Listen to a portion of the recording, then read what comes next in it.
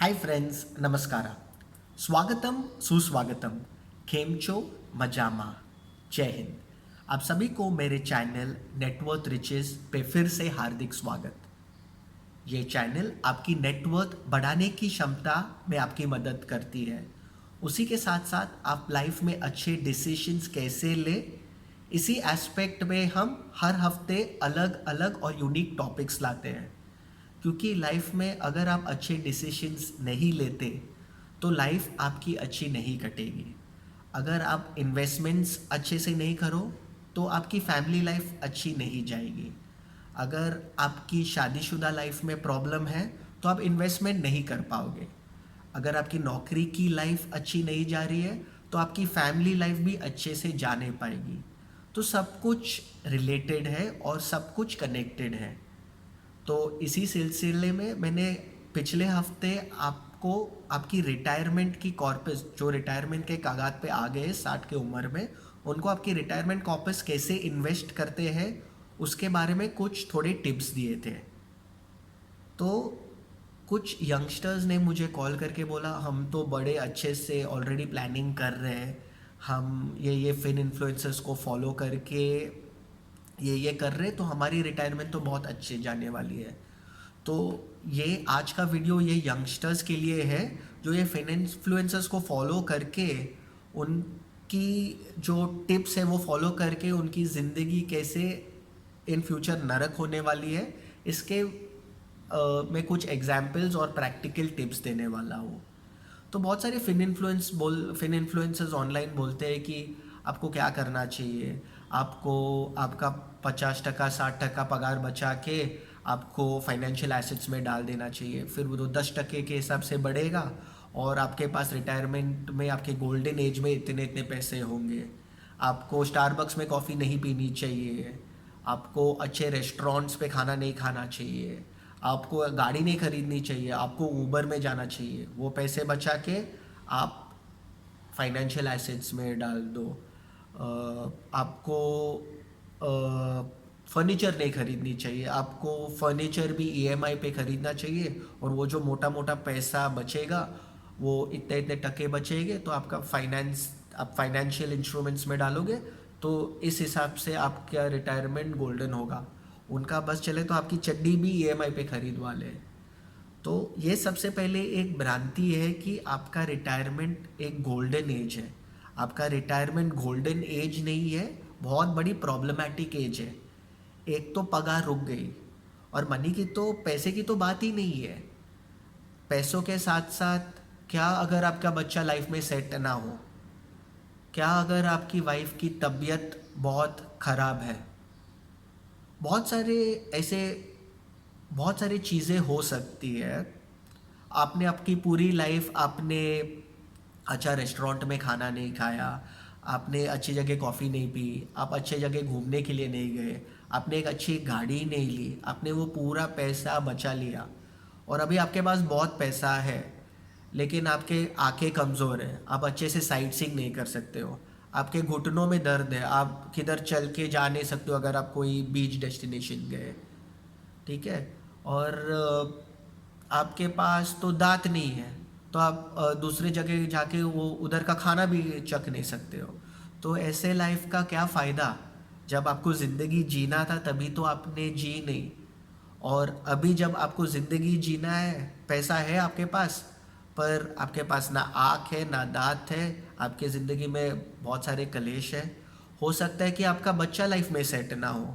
बहुत सारे अगर कोई कोई लक्की जन होते हैं जो उनका बच्चा 21 की उम्र में ही सेट हो जाता है, पर कोई कोई का लक इतना ख़राब है कि वो बच्चा 35 तक ही यूपीएससी का एग्ज़ाम दे रहा है और पूरा खर्चा जो है वो माँ बाप ही उठा रहे हैं। अभी हम अमेरिका जितना एडवांस नहीं हो गए जब 19 साल होते ही हम उसको घर से बाहर निकालते हैं। आज की डेट में भी बच्चों के लिए हमारा दिल धड़कता है। तो आपका नसीब इतना अच्छा नहीं हो सकता है कि आपका बच्चा लाइफ में सेट ना हो। तो ये चीज़ भी आपको ध्यान देना चाहिए कि वो गोल्डन एज नहीं, बहुत प्रॉब्लमेटिक एज हो सकती है। नेक्स्ट, आप हर महीने पैसे बचा रहे हो SIP कर रहे हो आपके बच्चे के एजुकेशन के लिए, आपके बच्चे के शादी के लिए। आपने 20-21 साल तक इन्वेस्टमेंट किए, शेयर मार्केट बहुत अच्छे से ऊपर गया, लेकिन 21वां साल में क्या हुआ? सोचो कोविड जैसे कोई महामारी आ गई, शेयर मार्केट सीधा 40% टूट गया। अभी आप बच्चे को ये नहीं बोल सकते हो ना, बेटा अभी शेयर मार्केट टूटा है, आप शादी थोड़ा 3-4 साल डिले कर दो। बच्चे आपको अभी हार्वर्ड जाना है, सॉरी आपका एडमिशन हो गया है, लेकिन अभी सॉरी शेयर मार्केट टूट गया, मेरे पास अभी पैसे नहीं है। जिस टाइम पे शादी करना है उस वक्त पे आपको पैसा चाहिए रहेगा, तो वो टाइम पे आप बोल नहीं सकते हो कि शेयर मार्केट का क्या हाल होगा। हो सकता है कि शेयर मार्केट बहुत अच्छा हो, मैं ये नहीं बोल रहा हूँ, लेकिन आपको ये अज्यूम करके नहीं चलना चाहिए कि शेयर मार्केट हमेशा अच्छा ही होगा। नेक्स्ट, दूसरी भ्रांति जो ये फिन इन्फ्लुएंसर्स बोलते हैं कि हर साल आपकी पगार बढ़ेगी तो 10-10% और डाल दो, तो और कुछ कैलकुलेशन दिखाते हैं कि जहाँ आपको 1 करोड़ मिल रहा है वो सीधा 3-4 करोड़ हो जाएगा। पर वो फाइनेंशियल जो प्लानिंग कर रहे हैं बहुत सही है, पर उन लोग ये केटर नहीं करते कि आपका पगार अगर एक लिमिट तक पहुंच जाता है तो उसके बाद पगार बढ़ती नहीं है। कभी कभी पगार उन लोग काट भी देते हैं, कभी कभी ले ऑफ भी हो जाता है, क्योंकि अगर आपकी उम्र भी हो गई है और आपका पगार इतना हो गया है तो कंपनी भी देखती है, उनको तो पता है कि अरे इसके आधे पगार में हम लोग को एक जवान बंदा मिल जाएगा। तो वो भी बहुत सारी चीज़ें हो सकती है। नेक्स्ट, हम इन्फ्लेशन के लिए केटर नहीं करते। इन्फ्लेशन 6-8% के हिसाब से बढ़ रहा है, लेकिन मैं तो बोलता हूँ इन्फ्लेशन 15% है। अभी इन्फ्लेशन जब इतनी बढ़ रही है तो डेफिनेटली उसके साथ साथ अपने एस्पिरेशंस भी बढ़ते हैं। अभी एस्पिरेशंस का मैं एग्जांपल कैसे दूँ? अभी अगर हम 30-40 साल पहले जाए तो तभी सबका एस्पिरेशन एक मोटर बाइक थी, एक बजाज की जो स्कूटर आती थी वो एस्पिरेशन थी। आजकल के बच्चे तो मर्सिडीज़ लेके भी कोई कोई बच्चे खुश नहीं है। एक ज़माने में कूलर सबका एस्पिरेशन था, आज के ज़माने में हर रूम में एक एक एसी चाहिए अपने को।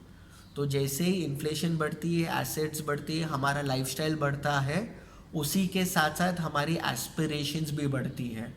तो इसके लिए तो हमने अभी तक केटर ही नहीं किया। क्या पता 30-40 साल में मून तक जाने के टिकट्स मिले अपने को, हो सकता है ऐसी बात हो सके। नेक्स्ट, जो एक दूसरी भ्रांति है कि आपको हमेशा फाइनेंशियल एसेट्स में ही रहना है, आपको रियल एसेट्स घर नहीं खरीदना चाहिए, कुछ नहीं खरीदना चाहिए, आपको फाइनेंशियल एसेट्स में ही रहना है। देखो, आपको फाइनेंशियल एसेट्स में रहना बहुत अच्छी बात है, लेकिन फाइनेंशियल एसेट्स जो है बहुत बड़ा वैल्यूएशन का गेम है। अभी रिसेंटली जो अडानी का एग्जाम्पल आप देखे हो, करीब करीब 1 साल पहले वो हिंडनबर्ग का रिपोर्ट निकला था, 4,500 का शेयर आके 1,500 पे गिर गया। क्या अडानी के बिजनेस मॉडल में कुछ गड़बड़ी, कुछ डिफरेंट किया वो लोग ने? मैं सही या गलत नहीं बोल रहा हूँ, लेकिन एक रिपोर्ट के आधार पे वो शेयर ऑलमोस्ट 60-70% गिर गए। अभी आपने अगर पूरा लाइफ उसी शेयर्स पे पैसे डालते रहे और जब आपको पैसे की सबसे ज़्यादा ज़रूरत है आपके रिटायरमेंट के टाइम, वो शेयर्स ऐसे गिर गए तो आप क्या करोगे? एक दूसरा एग्जाम्पल मैं आपको देता हूँ, ठीक है? आप ये ट्राई कर सकते हो। आप HDFC या ICICI बैंक, बहुत अच्छे शेयर्स हैं, मेरे पास भी है, तो डिस्क्लेमर दे रहा हूँ, इन्वेस्टमेंट करने के लिए नहीं बोल रहा हूँ, लेकिन आप वो बैंक में जाइए, बोलो मेरे पास 20 लाख रुपए है, ठीक है, मुझे 1 करोड़ का आप ही के बैंक के शेयर्स खरीदने हैं। आप देखें वो बैंक आपको पैसा देती है कि नहीं दे रही। बैंक भी हाथ जोड़ेगी, बोला माफ़ कर दो, आप 20 लाख है आपके पास, आप 20 लाख के ही शेयर खरीद सकते हो। लेकिन वही आपके पास 20 लाख रुपए है तो आप जाके 1 करोड़ का घर खरीद सकते हो। तो ये बैंक क्या पागल है कि वो आपको इतना पैसे दे रही है लोन पे, रियल एसेट्स पे इन्वेस्ट करने के लिए? क्योंकि उनको भी पता है डिफरेंस क्या है रियल एसेट्स और जो फाइनेंशियल एसेट्स, उनको डिफरेंस पता है, इसके लिए वो लोन देती है आपको। तो आपको उसी के साथ फिन इन्फ्लुएंसर्स की बात नहीं सुननी। रियल एसेट्स लाइक गोल्ड, घर, उसमें भी आपको रहना चाहिए।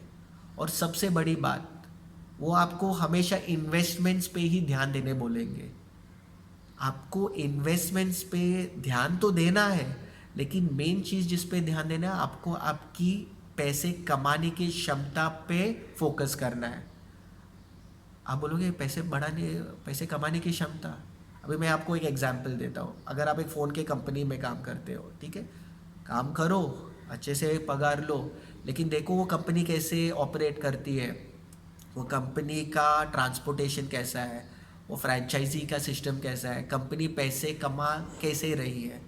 वो पूरे सिस्टम में आप कहीं फिट हो सकते हो, कहीं आपका जुगाड़ बैठ सकता है, या आपने कुछ नए नए कुछ कोर्सेज लेके आपके मनी इंक्रीजिंग स्किल्स को इंक्रीज़ किया, जहाँ पे आपने बहुत ज्ञान हासिल की, वो ज्ञान आप किसी और को देके पैसे कमा सकते हो। क्या आप वो ज्ञान मोनेटाइज कर सकते हो? क्योंकि अगर आप वो ज्ञान मोनेटाइज नहीं कर सकते हो तो वो ज्ञान का कोई फ़ायदा नहीं है। तो ये सब चीज़ों पे आपको बहुत ध्यान देना है। फिर दूसरी चीज़ जो हो सकती है कि आपके बच्चे लाइफ में इतने सेट नहीं हो सकते। बहुत सारे लोग जो होते हैं अपने बच्चों की शादी पे 70-80 लाख खर्चा कर देते हैं, और वो लड़की जो शादी करे कितना कमा रही है? 40,000। लड़का कितना कमा रहा है? 90,000। उन लोग तो पूरे ज़िंदगी काम करेंगे, एक टाइम पे 70 लाख नहीं होगा उनके पास। तो आपको सबसे पहले उनके शादी पे इतना खर्चा नहीं करना है। हाँ, 10 लाख तक शादी कर दो, अच्छे से फेरे ले लो, किधर चर्च शादी करना है तो चर्च शादी कर दो, निकाह करना है निकाह कर दो, थोड़े से लोगों को बुला के कर दो। ये इतना बड़ा क्रेन पे उतर के बाइक से ऐसे सब फलाना ढिमकाना, ये सब चीज़ नहीं करने, क्योंकि गारंटी नहीं है लाइफ में। पता नहीं कि अरे बाबा वो शादी टिकेगी कि नहीं टिकेगी। इससे अच्छा वही पैसे बचा लो, आपके बच्चों के लिए एक घर खरीद लो, या वो पैसे रख लो, बोलो जितना साल टिकेंगे हर साल में आपको 2-2 लाख का बोनस। जब आप ये बोलोगे, बच्चे शादी भी अच्छे से निभाएंगे, सब अच्छे से करेंगे। तो ये सब चीज़ आपको ध्यान रखनी है, ठीक है। जो फिन इन्फ्लुएंसर्स बोलेंगे खाली इस पे पैसे लगाओ, इंडिया की इकोनॉमी इतनी बढ़ रही है, वो सब चीज़ों पे ध्यान नहीं देना। हाँ, इंडिया की इकोनॉमी फ़िलहाल बढ़ रही है, लेकिन वो 14% के हिसाब से अभी बढ़ रही है। हर साल बढ़ेगी उसका गारंटी है? नहीं ले सकते आप गारंटी। देखो, एक 35% स्टूडेंट को 50-60% तक लेना बहुत आसान होता है। वहाँ पे एक 90% जो स्टूडेंट है उसको 95% तक ले जाने पे बहुत ज़ोर लगता है। अगर इंडिया इतना ही ग्रो कर सकता है तो अमेरिका क्यों नहीं ग्रो कर रहा है? अमेरिका देखो 2-3% पे ग्रो हो रहा है, यूरोप को देखो डिक्लाइन में है। तो इंडिया फ़िलहाल ग्रो हो रहा है। वो आप ये गारंटी नहीं ले सकते हो कि इंडिया हमेशा ग्रो करेगी। बहुत सारी कंट्रीज़ देखो, श्रीलंका, पाकिस्तान, अर्जेंटीना का हाल देखो, वो गिनती उल्टा भी हो सकती है। तो ये सब चीज़ों पे ध्यान देना है। जब आप इन्वेस्टमेंट करो, आपको ऐसे देखो, मैं कैश फ्लो वाला बंदा हूँ। मेरे को देखो अपना कैपिटल भी बचाना है, और साथ में हर महीने कुछ कैश फ्लो भी आना ज़रूरी है, क्योंकि कैश फ्लो ही आपकी लाइफस्टाइल डिटरमिन करती है। अगर आपका जो एसेट है वो फिक्स्ड हो, और जो कैपिटल है प्रोटेक्टेड हो, और आपको हर महीने थोड़े थोड़े पैसे आ जाए, तो आपको हर महीने कुछ ना कुछ खर्चा कर सकते हो। अगर आप खाली फाइनेंशियल एसेट्स में रहोगे, जब आप बेचोगे तभी ही आप कुछ वो पैसे के कर पाओगे। और बहुत ज़रूरी है कि वो टाइम जब आप बेचे, वो एसेट का प्राइस एकदम टॉप पे हो। अगर वो गिर गए तो वापस आपकी ज़िंदगी की सत्यानाश। तो ये सब आप ज़रूर ध्यान रखें। खाली इन्वेस्टमेंट पे फोकस ना करें, ये वो रिटायरमेंट आपकी गोल्डन एज नहीं है। सब एसेट्स में इक्वली पैसा डालो, रियल एसेट्स में भी डालो, फाइनेंशियल एसेट्स में भी डालो, और सबसे इम्पोर्टेंट आपकी जो पैसे कमाने की क्षमता है उसको बढ़ाओ। अगर आपको ये वीडियो पसंद आए तो ज़रूर लाइक कीजिए, सब्सक्राइब कीजिए, और जो यंगस्टर्स रिटायरमेंट का प्लानिंग कर रहे हैं उनको ये प्रैक्टिकल वीडियो ज़रूर दिखाइए। धन्यवाद।